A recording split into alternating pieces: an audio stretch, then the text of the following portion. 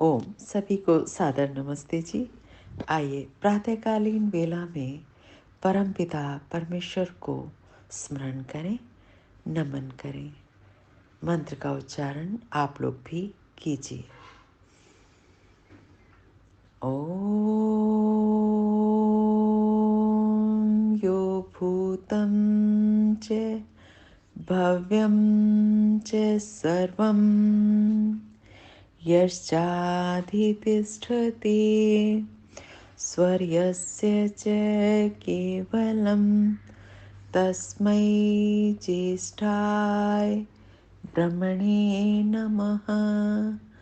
तस्मै ज्येष्ठाय ब्रह्मणे नमः। ॐ शान्तिः शान्तिः शान्तिः। ऋग्वेद का स्वाध्याय परमपिता परमेश्वर की पवित्र वाणी, उसका प्रथम मंडल 46वां सूक्त और 8वां, 9 और 10वां मंत्र आज हम लेंगे। तो मंत्रोच्चारण करते हैं। ओम दिवस्कण्वास इन्दवो वसु सिन्धूनां पदे स्वम्भविव्रीं कुहदित्सथ स्वम्भविव्रीं कुहदित्सथः। इन मंत्रों के इस सूक्त के ऋषि हैं प्रस्कण्वः काण्वः, देवता अश्विनौ यानी कि प्राण और अपान। विषय रहेगा मंत्रों का छंद निश्चित गायत्री स्वर षट्जय है। महर्षि दयानंद इस मंत्र के भाष्य में कहते हैं, फिर वे क्या करें, इस विषय का उपदेश इस मंत्र में किया गया है। महर्षि कहते हैं भावार्थ भाषा के माध्यम से कि जो मनुष्य लोग विद्वानों की शिक्षा के अनुकूल अग्नि जल के प्रयोग से युक्त यानों पर स्थित होके राजा प्रजा के व्यवहार की सिद्धि के लिए समुद्रों के अंत में जावें और आवें तो बहुत उत्तम उत्तम धन को प्राप्त होंगे। यानी कि व्यवसाय को करने की बात कही गई है कि जब हमारे पास वायुयान होंगे, जल के जहाज होंगे और हमारी पृथ्वी पर भी गति करने के साधन उत्तम होंगे, वाहन अच्छे होंगे, तो हमारा व्यापार अच्छा होगा और हम विभिन्न तरीके से धन को अर्जित कर पाएंगे व्यापार के माध्यम से। पंडित जी इसके भाष्य में क्या कहते हैं, आइए जानते हैं। पंडित जी इसका आध्यात्मिक वर्णन व्याख्यान कर रहे हैं। अपरा व परा विद्या। आइए जानते हैं क्या होती है अपरा विद्या और परा विद्या। कण्वास है कण कण करके ज्ञान का संचय करने वाले मेधावी पुरुषों। जो ऋषि का नाम है कण्व, ऋषि कण्व, यानी कि ये इनकी उपाधियां होती हैं। ऐसा ऋषि जिसने थोड़ा थोड़ा करके मधुमक्खी के समान, जैसे मधुमक्खी विभिन्न फूलों पर जाकर रस को ग्रहण करती है और एक बड़ा सा छत्ता बना लेती है, तो कण कण करके ज्ञान का संचय करने वाले मेधावी बुद्धिमान पुरुषों, इंदवः सोम कणों के रक्षण से शक्तिशाली बनने वाले पुरुषों, सोम शक्ति से शक्तिशाली बनने वाले, दिवह वसु ज्ञान के धन को, तथा ज्ञान भी एक धन है।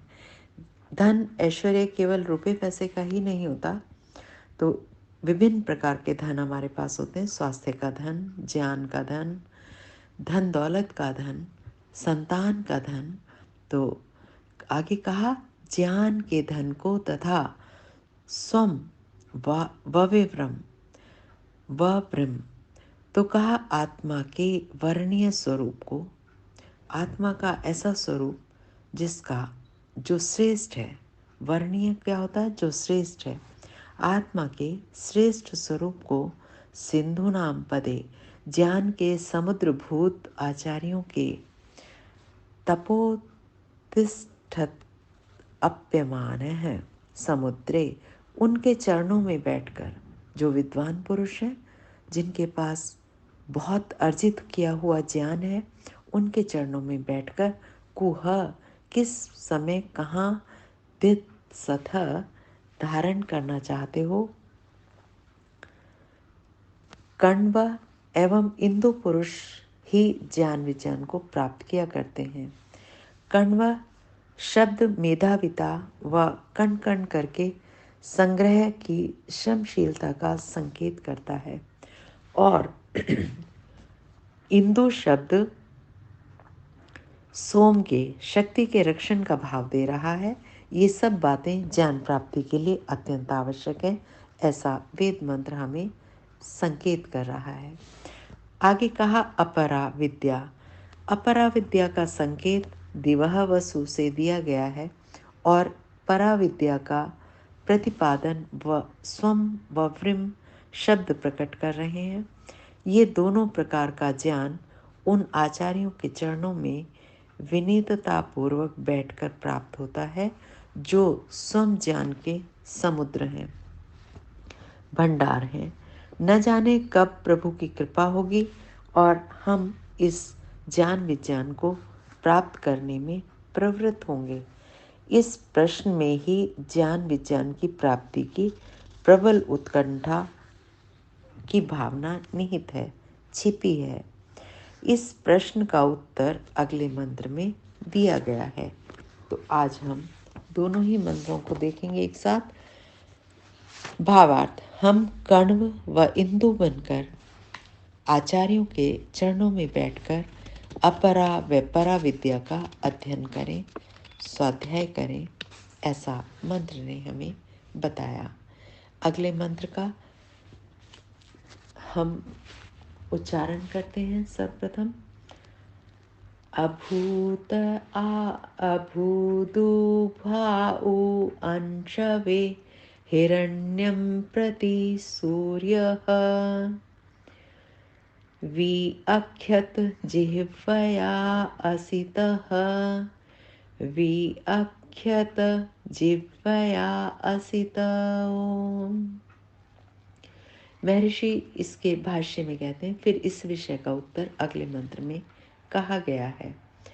कहते हैं, हे सवारी पर चलने वाले मनुष्यों, तुम दिशाओं के जानने वाले चुंबक यानी कि ध्रुव यंत्र और सूर्य आदि कारण से दिशाओं को जान, सूर्य से ही हमें दिशाओं का पता चलता है।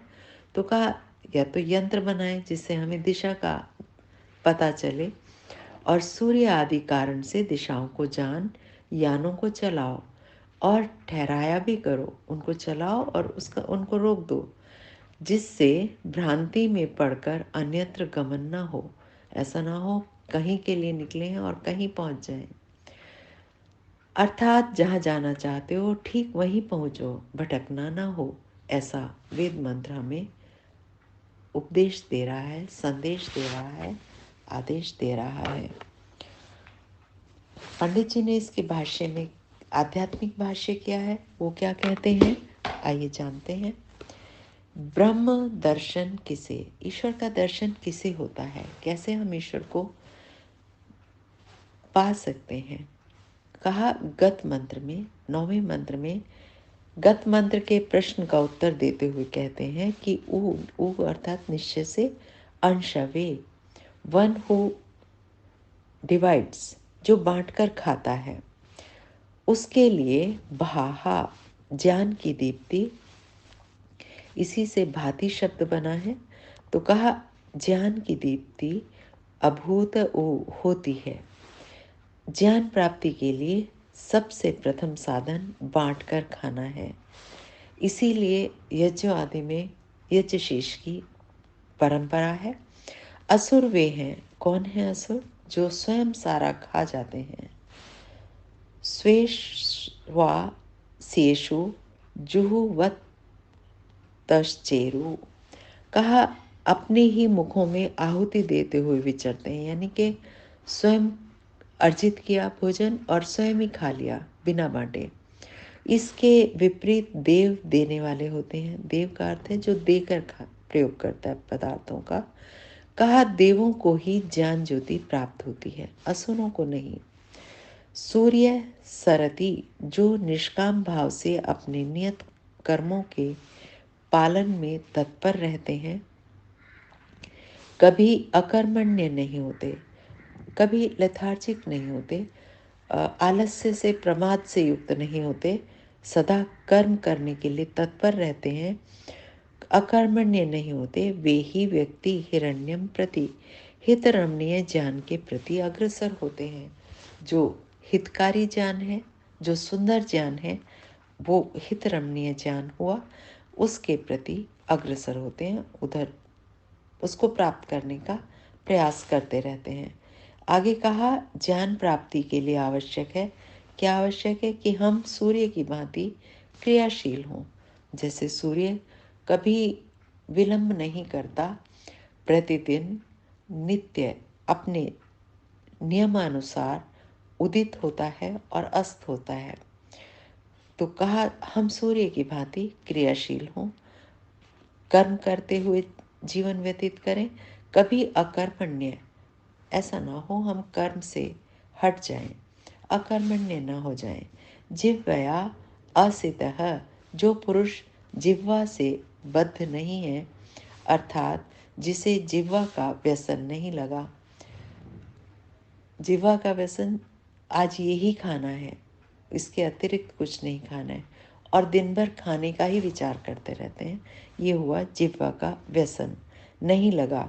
वही व्यक्ति व्याख्यात प्रकाशितवान यानी कि अपने हृदय प्रदेश में उस प्रभु को प्रकाशित करता है।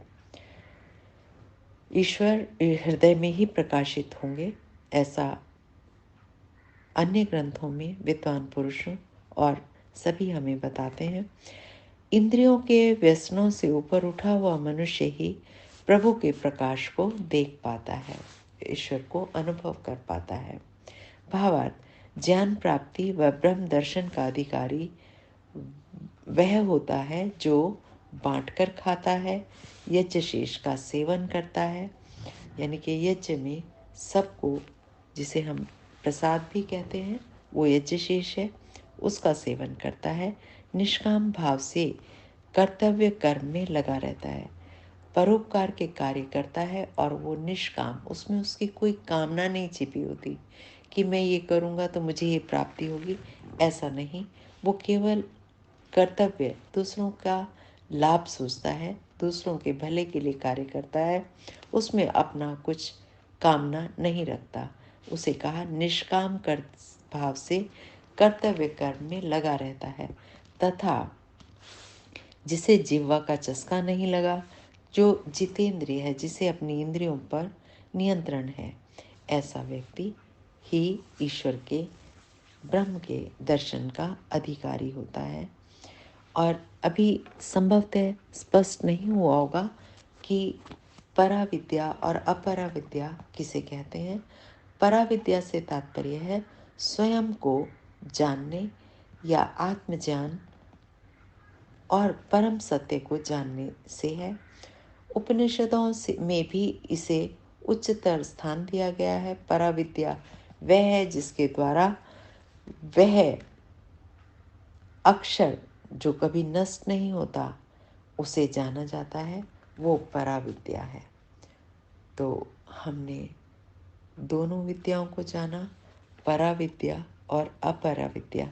दो प्रकार की विद्याएं होती हैं जिन्हें ब्रह्मविदों ने बताया है, परा और अपरा। तो ऋग्वेद, यजुर्वेद, सामवेद और अथर्ववेद शिक्षा, कल्प, व्याकरण, निरुक्त, छंद, ज्योतिष, ये अपरा विद्या है, और पराविद्या वह है जिसके द्वारा वह अक्षर परमपिता परमेश्वर नष्ट न होने वाला जाना जाता है, वो पराविद्या है। तो हम आज मंत्रों को यहीं विराम देते हैं। ओम इति शम। सभी को सादर नमस्ते जी, धन्यवाद। कल फिर मिलते हैं कुछ नए विचारों के साथ, कुछ नई परमपिता परमेश्वर की वेदवाणी के मंत्रों के साथ। सभी को सादर नमस्ते जी, धन्यवाद।